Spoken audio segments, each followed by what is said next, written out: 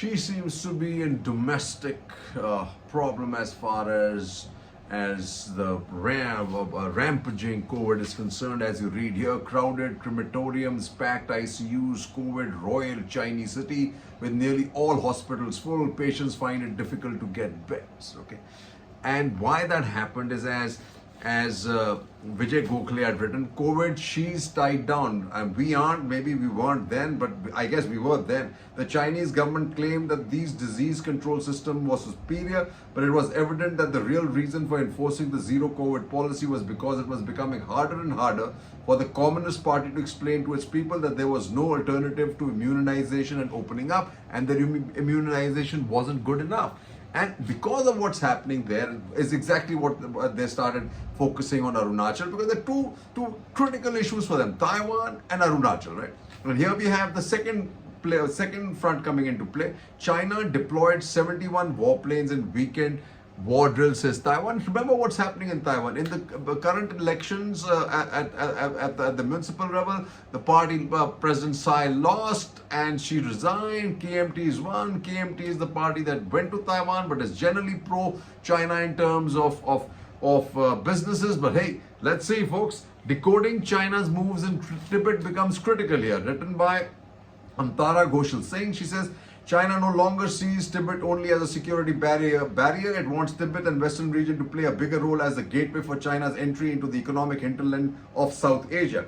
I argued in an ORF paper that land grab is not China's ultimate objective in the region. Instead, it's only means to an end to resolve Tibet's severe development challenge, industrialize and integrate its landlocked western region into the global economy, and unleash an economic restructuring that aims to move the country away from its over-reliance on exports to a domestic demand consumption driven economy. As TA's economic growth dwindles along with China's and the limitations of its infrastructure-led economic development become clear, the issue of Tibet's development is becoming urgent for China. That's critical, folks. Third, skewed growth model driven by infrastructure constructions through transfer of payment from Beijing that has reduced these provinces into an unsustainable, low-efficiency dependency economy.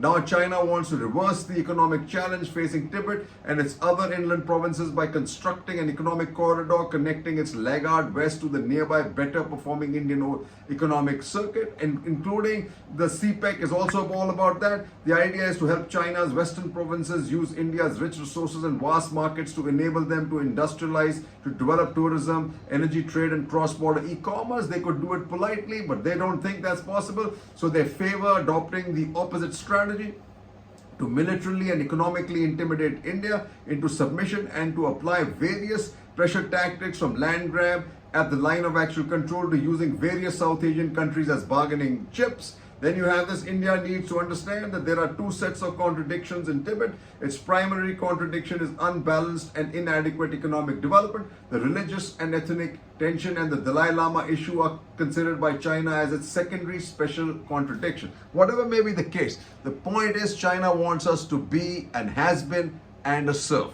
And Taiwan remains central to China's grip on Tibet. For the second contradiction, current Dalai Lama fled to India via Taiwan in 50s.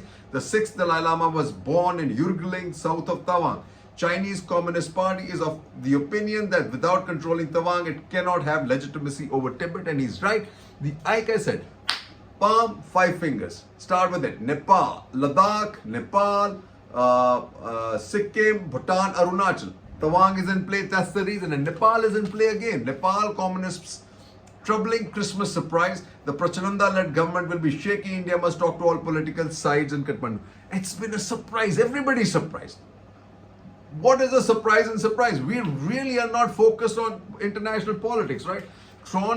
Chronicling Delhi's debate on Beijing, he says China is India's biggest strategic challenge. On balance, the government is right in fusing quiet capacity building with public domain, but that quiet, if there was quiet capacity building, you really have to wonder why 2020 happened and why what's happening is now. If we had built up that capacity, we obviously aren't there, and we probably never be there.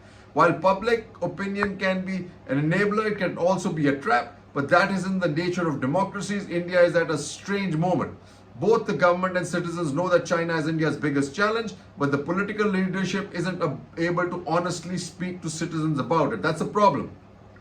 The PM may want to consider talking to select opposition leaders privately and then talk to citizens publicly about China. But only he can judge how much to say and when in a way that balances national security and democratic accountability. In return for the trust, the PM must secure India's present and future, and that's where we are seeing cracks. And what does he say? Cracks, chips in order by Pranab Dalsamta. He says, Rahul Gandhi's repositioning of the Congress line on China is now gradually opening up domestic front, fraying the post-1962 consensus of caution. Government of India will need to prepare to cope with the possibility of an extreme nationalist political narrative on China. It should always have been the case, right? We always focus on the wrong person, which is Pakistan, while China continues to nibble at our borders. It was all okay till she came to power. We were not able to adjust to the change in dynamics when she took over. From a Congress standpoint, it will need to be prepared to debate 62 all over again. It doesn't need to debate 62. It's debated all the time. It's going to have to bring out 67. Thumbs up. It can bring up 86, 87. Thumbs up. Okay. One part of India's broad strategy remains not to provoke China, but the challenge is to execute the other.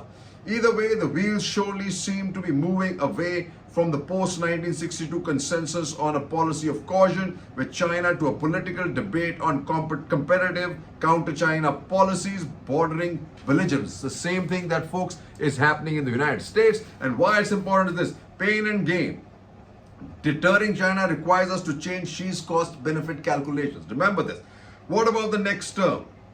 Near term, the first task is challenging Beijing's calculation is for New Delhi to act differently and become more unpredictable. The army must continue its front-footed approach in countering the PLA's transgressions. However, the political and diplomatic establishment should not be as eager to achieve a mutual de-escalation as it has been. Instead, the army and the Indian Air Force should be deployed in a manner that signals that the nation is prepared for a long-drawn military tension along the Himalayan frontier. Guts and glory, folks. The Modi government's refusal to be part of Xi Jinping's Belt BRI is a good example of how this works. Without India, the BRI initiative has become a $1 trillion boondoggle. Then he says, India should stop supporting China's grand geopolitical initiative as be it the SCO, BRICS or AIIB. The third task is to unapologetically be a part of countervailing coalitions against China. That's the Quad.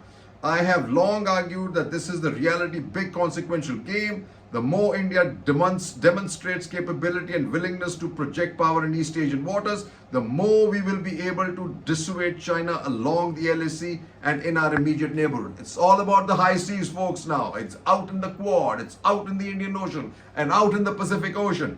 Unless it feels the pain, China will be tempted to raise the tempo of transgressions in the coming years. New Delhi must deliver that pain in stronger doses until Beijing comes around. Stronger doses, double doses. And see what's happening in Myanmar.